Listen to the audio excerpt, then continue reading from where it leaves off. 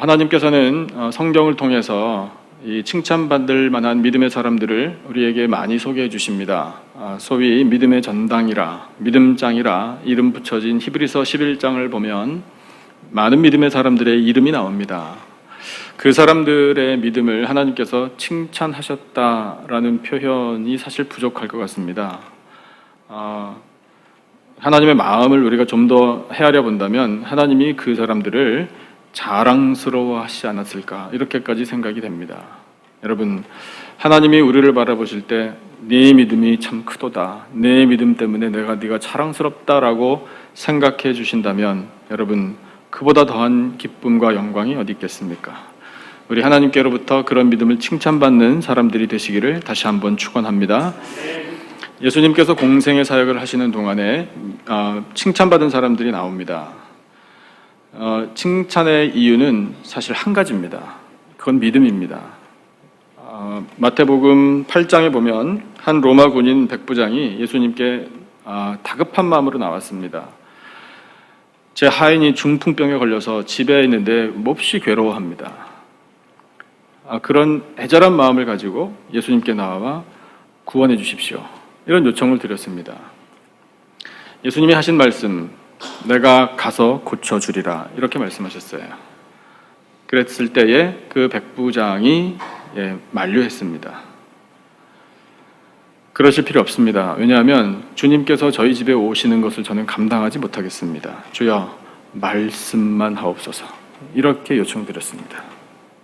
그랬을 때에 예수님이 그 로마 군인, 이방인 백부장, 그를 칭찬하시기를 뭐라고 칭찬하시는지 여러분 기억하시죠? 내가 이스라엘 사람들 중에 이만한 믿음을 보지 못하였다라고 말씀하셨어요.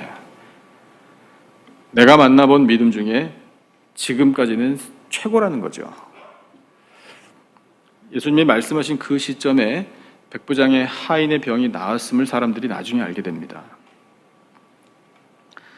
마태복음 9장을 보면 12년 동안이나 혈루증으로 하혈이 멈추지 않았던 여인이 예수님을 찾아와서 예수님의 옷에 손을 댔습니다. 성경이 그 여인의 마음을 우리에게 말씀해 주시기를 내가 그 예수님의 옷에 손만 대어도 구원을 받으리라 라는 믿음을 가지고 있었다라고 밝혀줍니다. 여인이 와서 예수님 옷에 손을 댄 것을 예수님께서 아셨습니다. 그리고 그 여인에게 몸을 돌이키셔서 선포하셨습니다. 딸아, 내 믿음이 너를 구원하였느니라, 이렇게 선포하셨어요. 성경이 결론 맺기를 그 때로부터 여인의 질병이 나았고 구원을 받았다라고 선포하고 있습니다. 그 외에도 예수님께서 복음서를 보면 공생의 사역을 하시면서 특별히 병자들에게 내 믿음이 너를 구원하였느니라라고 선포하신 사례들이 있습니다. 한 가지 공통점이 있잖아요. 예수님께서 높이 사시고 칭찬해 주신 것은 그들의 믿음이었습니다. 믿음. 마태복음 15장과 마가복음 7장에 보면 같은 이야기가 나오는데 가나안의 수로보니게 지역 출신의 여인이 자기의 딸이 흉악하게 귀신 들려서 괴로워하고 있다라는 이 사실 때문에 예수님께 찾아와 소리를 지르면서 구원해달라고 요청했습니다.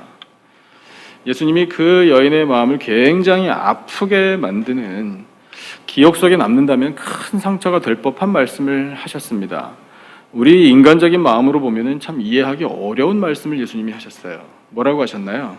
자녀들의 떡을 취하여 개들에게 던져주는 것이 마땅치 않다, 이렇게 말씀하셨어요. 그 뒤에 생략된 말씀 우리가 알 수 있잖아요. 넌 어떻게 생각하느냐?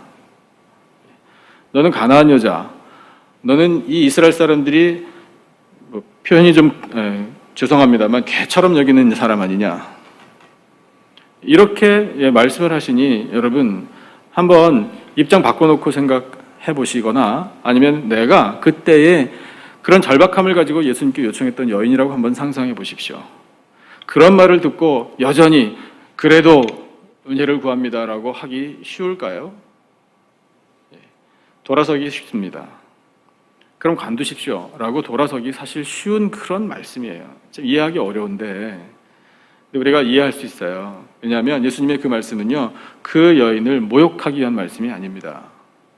도리어 지금 그 여인과 예수님이 대화를 나누고 계신 현장에 있는 제자들, 예수님을 따라온 사람들에게 주신 가르침입니다. 그들에게 있는 고정관념, 그들에게 있는 선입견, 이것을 깨뜨려 주시려고 하시는 가르침이에요. 즉, 나의 사랑하는 제자들아, 나를 따라오는 이 유대인들아, 너희들은 이 이방 여자를 사람 취급하지 않지? 이렇게 말씀하시는 거예요. 그러나 그 여인이, 너희들은 사람 취급하지 않는 그 여인이 구하는 그 절박함을 보라. 그 은혜를, 그 구원을 사모하는 그 심령을 보라. 이것을 말씀하신 거죠. 그 예수님의 말씀에 여인이 뭐라고 대답했나요? 주여, 올소이다마는 개들도 제 주인의 상에서 떨어지는 부스러기를 먹나이다. 즉, 부스러기라도 좋으니 주십시오. 그거예요. 그래서 예수님께서 그런 반응을 보이고 그런 말을 한 그 가나안 여인에게 뭐라고 말씀을 하셨습니까? 내 믿음이 크도다. 내 소원대로 되리라. 이렇게 선포하셨습니다. 성경이 그 일을 어떻게 마무리 짓나 하면 그때로부터, 그 즉시로, 그 순간부터 이 여인의 딸이 나음을 얻었다라고 결론 맺고 있습니다. 여러분, 믿음은요, 치유와 회복으로 가는 지름길입니다. 믿음은 죄사함과 구원을 얻을 수 있는 길입니다. 여러분, 이 믿음 우리에게 흔들리지 않도록, 굳건하도록 이 믿음을 구하시고 그 믿음을 갖고 살아가는 복된 인생들이 되시기를 주님의 이름으로 축원합니다.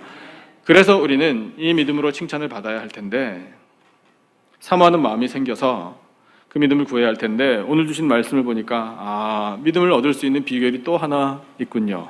이것을 알게 돼요. 믿음으로 칭찬받은 사람이 디모데입니다. 이 편지, 디모데 후서, 디모데 전서와 후서는 편지인데, 사도 바울이 쓴 편지, 디모데에게 전해준 편지입니다. 그런데 관점이 뭐냐면 목회자인 디모데에게 준 편지예요. 그래서 디모데 전후서를 소위 목회서신이라 성경학자들이 이렇게 해석해 줍니다. 즉, 목회자가 어떤 소양을 가져야 하는지, 목회자가 어떤 태도를 가져야 하고, 목회자가 어떻게 사역을 해야 하는지, 그와 같은 귀한 교훈들이 담겨 있는 편지 글인데, 그러면 우리가 그래요? 그러면 목사님들만 보시면 되겠네요. 그러면은 성경에 기록되어 있지 않았겠죠. 무슨 목회 참고서로 따라 나왔을 겁니다. 여러분, 이 디모데 전후서는요, 모든 믿음의 백성들, 하나님의 자녀들이 귀 기울여 들어야 할 하나님의 말씀인 줄로 믿습니다. 그래서 이 디모데에게 바울이 편지를 쓰게 하심으로 하나님께서 디모데를 향한, 또한 이 말씀을 듣는 우리를 향한 마음을 표현하신 것입니다. 그런데 오늘 주신 말씀을 보니까 이 디모데를 칭찬하는 말씀으로 시작하고 계십니다. 무엇을 칭찬하시나? 그의 믿음을 칭찬하시는 거예요. 디모데를 사도 바울이 언제 만났느냐 하면 전도 여행을 3번에 걸쳐서 했지 않습니까? 그 중에 2번째 여행을 할 때에 이제 유럽으로 건너가는데, 유럽으로 가기 전에 이 디모데를 만나요.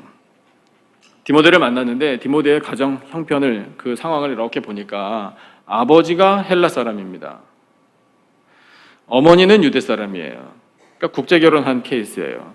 그 자녀로 태어난 사람이 디모데예요.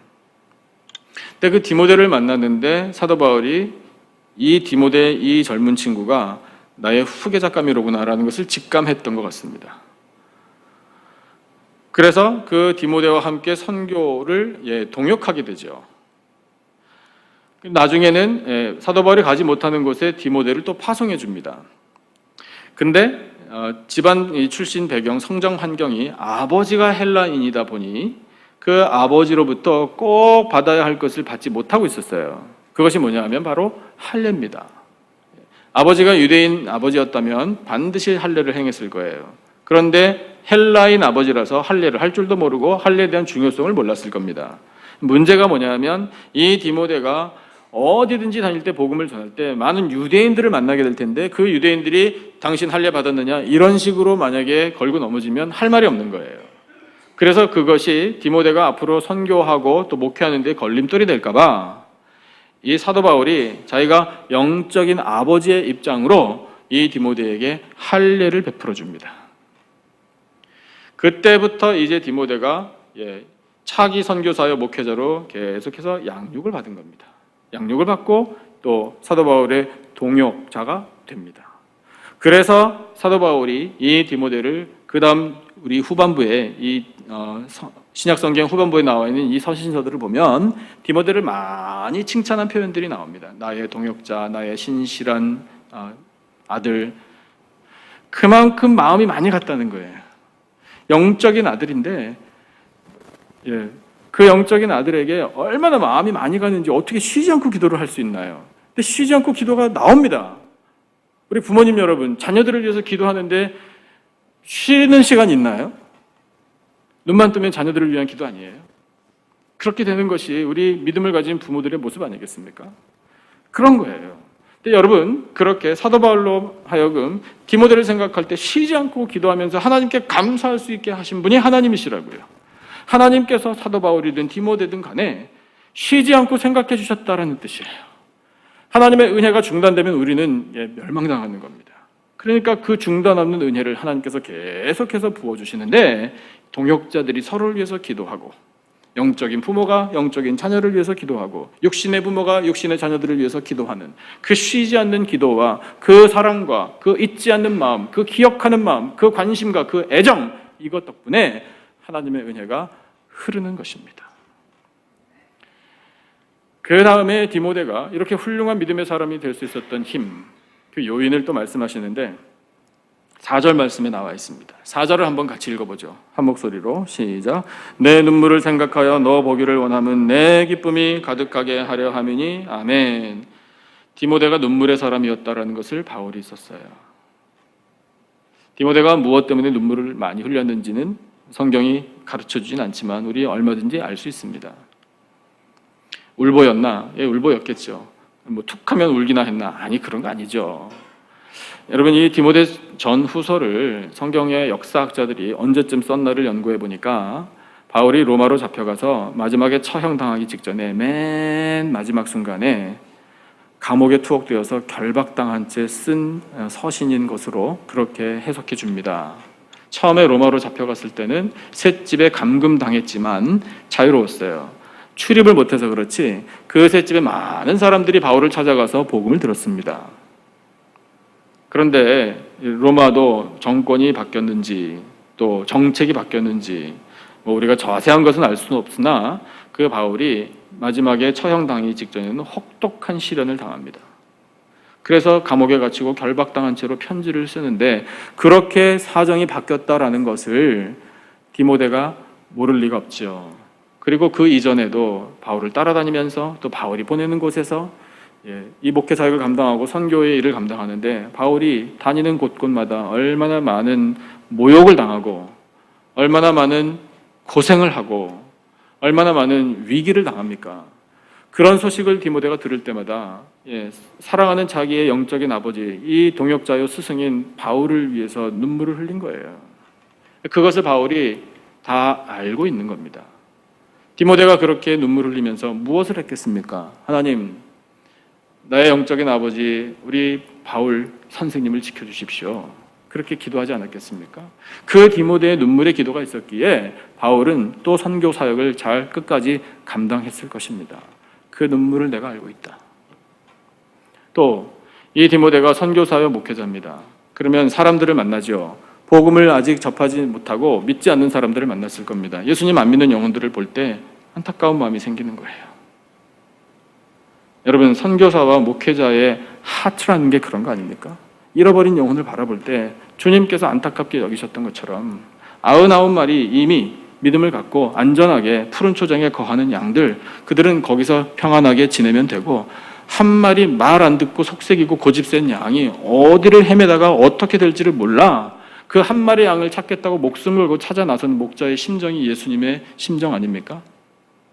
그 예수님의 심정, 아니 예수님의 그 심장 그 자체가 이 시대에 예수님께서 세워주신 선교사들과 이 목회자들의 심장에 그대로 옮겨지는 겁니다. 그래서 영혼들을 바라볼 때 이 복음을 거부하고 천국을 모르고 예수님의 이름 의지하지 않고 자기 고집대로 하나님 멀리 떠나 살아가는 그런 삶을 볼 때에 그 영혼에 불쌍한 마음이 생겨 눈물을 흘리게 되는 거죠. 사도 바울이 그렇게 눈물을 흘렸습니다. 눈물로 훈계하고 눈물로 기도하고 눈물로 복음을 전했던 그 바울의 심장이 디모데에게 옮겨진 거예요. 그러니까 바울이 디모데 너의 눈물을 내가 알고 있다, 이렇게 말하는 거죠. 죽기 전에 바울이 자기에게 이제 처형 시간이 다가옴을 알고 있었습니다. 내가 죽기 전에 이 세상에서 마지막으로 보기 원하는 사람 딱 한 사람 꼽으라면 나 디모데 꼽겠다, 이렇게 표현한 거예요. 여러분, 그것이 바울과 디모데 두 사람만의 그런 우정과 영적인 아버지와 아들, 그런 인간적인 차원에서 끝나는 이야기가 아닙니다. 여러분, 그것이 바로 하나님의 애끓는 마음이에요. 하나님께서 세상에 보내신 하나님의 종들이 그렇게 세상에서 눈물을 흘리며 사역을 감당하는 것을 하나님께서 기억해 주신다는 뜻이에요. 그래서 그런 눈물을 기억하는, 생각하는 이 바울이 너를 본다면, 내가 하나님께 부름받기 전에 너를 본다면 최고로 기쁘겠다라고 표현한 겁니다. 그만큼 디모데는 훌륭한 믿음의 사람이 되어서 칭찬을 받은 사람입니다. 그것이 하나님의 마음인데, 이제 마지막으로 바울의 편지를 통해서 디모데가 이렇게 훌륭한, 칭찬받을 만한 믿음의 사람이 될 수 있었던 요인, 그 힘, 그게 어디서 나왔나, 이것을 우리에게 말씀해 주고 계셔요. 5절 말씀을 우리 함께 읽어보겠습니다. 한 목소리로 5절 다 같이 시작. 이는 내 속에 거짓이 없는 믿음이 있음을 생각함이라. 이 믿음은 먼저 내 외조모 로이스와 내 어머니 유니게 속에 있더니 내 속에도 있는 줄을 확신하노라. 아멘. 디모데, 너는 거짓이 없는 믿음의 사람이라, 이렇게 칭찬해주고 계십니다. 거짓이 있는 믿음도 있나? 거짓된 믿음 있습니다. 예수님께 책망받은 사람들, 하나님 믿노라 하면서 그들은 외식했습니다. 예수님 앞에서 이 복음을 받아들이기를 거부한 사람들도 있습니다. 하나님께서 보실 때에 거짓된 믿음을 가진 사람들이 있습니다. 거짓된 믿음은 거짓된 인격하고 동일해서 그 거짓된 인격이 드러나게 돼 있습니다. 행함이 없는 죽은 믿음 가진 사람들도 있었습니다. 잘못된 겁니다. 거짓된 믿음, 그건 아예 믿음도 아닙니다. 그러니까 여러분, 이런 말씀을 대할 때 나의 믿음이 거짓이 없는 믿음인가, 나의 믿음이 진실한 믿음인가를 우리 생각해 볼 수 있습니다. 그리고 우리 구하게 됩니다. 하나님, 저에게 진실한 믿음을 허락해 주십시오. 진실한 믿음의 사람들이 다 되시기를 주님의 이름으로 축원합니다. 그 진실한 믿음, 거짓이 없는 믿음을 이 디모데가 물려받았다, 이렇게 하나님께서 칭찬해 주셔요. 그러면 물려받았다라는 것보다 더 칭찬받을 사람들은 물려준 사람들이잖아요. 이 믿음을 물려준 사람들 누굽니까? 가정에서 신앙교육 잘 시켜주신 디모데의 외할머니 로이스, 그리고 디모데의 어머니 유니게, 두 사람이에요. 이 두 사람을 사도 바울의 편지를 통해서, 디모데를 통해서 하나님께서 칭찬해주고 계십니다. 어머니들이에요. 그때 어머니 날이 있었으면 이분들은 큰 잔치를 통해서라든지 어떻게든지 축하를 받으셔야 마땅해요. 뒤늦었지만 우리 마음속으로 어머니들, 믿음의 어머니들 로이스, 유닉에 훌륭하십니다라고 우리 칭찬해드려야 돼요. 왜? 하나님께서 칭찬해 주시니까요. 로이스와 유니게가 어떻게 디모데를 가정에서 믿음으로 잘 양육했는지 구체적인 방법은 나와 있진 않지만 우리가 알 수 있습니다. 늘 하나님을 찾는 거예요. 가정에서 늘 하나님의 말씀을 묵상하고 하나님의 말씀을 사랑하고 그 말씀을 읽고 이 말씀대로 살려는 그런 최선의 삶의 모습을 보여주는 겁니다. 자녀를 위하여 항상 기도하는 겁니다. 하나님, 이 자녀를 하나님 손에 맡겨드립니다. 하나님 은혜의 손으로 우리 자녀를 지켜주시고 우리 자녀들의 앞길을 하나님께서 선한 길로 인도해 주시기를 원합니다. 그렇게 기도하는 기도 소리를 듣고 성장한 거예요. 그리고 이 디모데에게 외할머니, 어머니가 권고한 겁니다. 사랑으로 권고한 거예요. 얘야, 오직 주님이란다. 오직 예수, 오직 성령,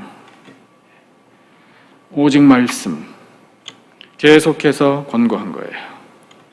어려서부터 그와 같은 말씀을 듣고 또 외할머니, 어머니가 하나님 사랑하고 섬기는 것을 보고 그렇게 해서 믿음에 있어서 잘 교육을 받아 성장했으니 네 외조모, 네 어머니 속에 있었던 그 거짓 없는 믿음이 이제는 네 것이 되었느니라 하나님께서 칭찬해 주시는 거예요. 그러면 여러분 우리가 알 수 있습니다. 아 그렇구나. 이 어머니의 믿음이 대단히 중요하구나 라는 사실을 깨닫게 되는 거예요. 어머니뿐만 아니라 부모의 신앙이 그만큼 중요한 겁니다. 성경에 보면요 훌륭한 믿음의 어머니들이 나와요. 몇 사람만 생각해 보죠. 모세의 어머니 요게벳이 있어요. 2살 이하의 남자애들 다 학살당한 폭정 밑에서 출산을 했습니다. 죽느냐 사느냐예요. 그때에 이 모세의 어머니 요게벳이 믿음을 가지고 용감하게 행동했어요. 키우다가 한계에 부딪혀 갈대 상자에 신생아를 집어넣어 나일 강물에 띄웠습니다. 나일 강에는 악어가 우글우글 하다는 거 우리가 상식적으로 알고 있잖아요. 뭐 악어뿐만이겠습니까? 어떤 위험이 도사리고 있는지 몰라요. 그런데 어쩔 수 없이 엄마 손으로부터 신생아를 띄워보내야 할 상황이에요. 그 엄마의 심정이 어땠겠습니까? 그것을 어떻게 할 수 있겠습니까? 차라리 애기하고 죽고 말지. 인간적인 생각이라면 그랬을지도 몰라요. 그러나 하나님께서는 요게벳에게 믿음을 주셨어요. 믿음으로 아이를 강물에 띄우게 하신 거예요. 결국 어떻게 됐습니까? 모세를 통해 민족을 구원하는 역사를 하나님께서 만들어 내셨습니다. 믿음의 어머니 덕분이에요. 삼손의 어머니는 기도하다가 아들 출생에 관한 메시지를 받았습니다. 그런데 이 아들이 특별하다라는 말씀을 들었어요. 나실인으로 바쳐라. 어려운 일이에요. 할렐루야 아멘이라고 받아들이기 힘든 메시지입니다. 그런데 삼손의 어머니는 이름도 나와 있지 않습니다. 그 어머니는 그것을 받아들였어요. 그리고 나실인으로 키웠습니다. 삼손 평가에 따라서 달라질 수는 있지만 그럼에도 불구하고 그는 사사로 쓰임 받았고 그 시대에 하나님의 능력, 하나님의 힘, 전쟁에서 승리하시는 것이 어떤 것인지를 보여준 사람이 삼손이에요. 삼손을 길러낸 사람이 삼손의 어머니라는 사실. 믿음으로.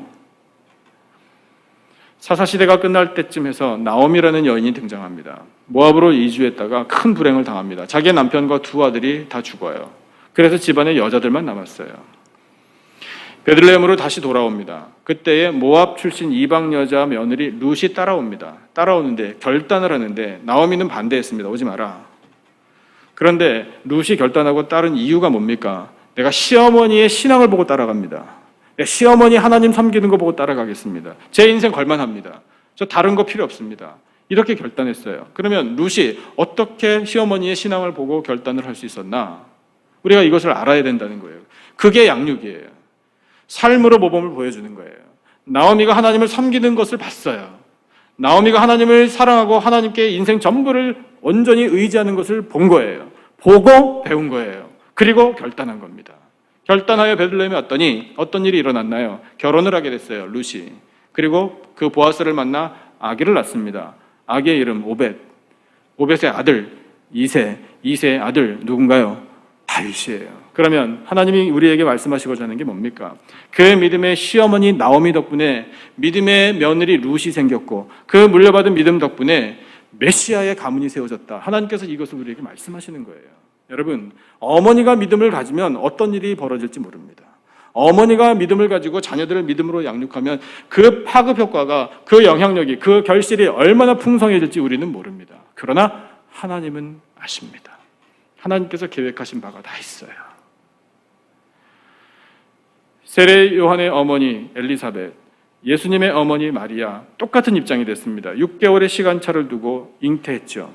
세례 요한도 특별한 사람이에요. 역시 나실인으로 바쳐라. 주의 길을 예비할 사람이라. 그를 통해 이스라엘 백성들이 하나님께로 돌아오리라. 이런 메시지를 받았어요. 부담스러웠어요. 하지만 바쳤습니다. 바쳤더니 어떻게 했나요? 광야에서 외치는 자의 소리가 됐고 죄 사함의 세례를 베풀었고 예수님 오실 길을 예비하는 사람이 됐어요. 신약시대 예수님 직전에 가장 위대한 선지자가 된 사람이 세례 요한인데 세례 요한을 길러낸 사람이 바로 그의 어머니라는 사실입니다. 메시아이신 예수님 그 어린 시절 마리아가 책임진 거예요. 책임지고 뭘 했나요? 말씀을 가르쳐줬어요. 예수님도 배웠어야 했나? 예, 배웠어야 했습니다. 예수님도 갓난아기 시절, 소년 시절, 어린 시절, 청소년 시절, 청년 시절이 있었다니까요. 그 시절을 책임진 사람이 마리아예요. 마리아는 잉태하기 전부터 자기 몸으로 자기의 이 현재 형편으로 감당할 수 없는 메시지를 받은 사람이에요. 그 사명을 받았는데 오직 믿음으로 받아들였습니다. 받아들이고 믿음으로 감당했어요. 결국 메시아를 길러냈어요. 그리고 십자가 달리신 예수님 바라보고 그분을 메시아로 섬겼습니다. 여러분, 예수님이 있을 수 있었던 것, 많은 하나님의 은혜와 여러 가지 선하신 일들이 있었지만 이 마리아라는 위대한 어머니가 있었다는 사실을 우리는 기억해야 합니다. 그리고 이제 디모데의 어머니를, 또 외할머니를 우리로 보게 하는 거예요. 자, 그러면 여러분, 이 성경을 통해 이 훌륭한, 이 위대한 믿음의 어머니들이 훌륭한 믿음의 자녀들에게 믿음을 물려줬다. 그리고 이 자녀들이 그 믿음을 잘 물려받았다. 그리하여 하나님의 영광을 나타내고 하나님께 쓰임 받았다라는 사실을 우리에게 말씀하시니, 여러분, 우리는 무엇을 결단해야 하겠습니까? 오직 믿음입니다. 저를 따라 한번 외쳐주실까요? 오직 믿음. 다시 한번, 오직 믿음. 오직 믿음입니다. 믿음의 어머니, 믿음의 부모님 여러분, 우리 사랑하는 자녀들을 오직 믿음으로 잘 길러내시기를 주님의 이름으로 축원합니다.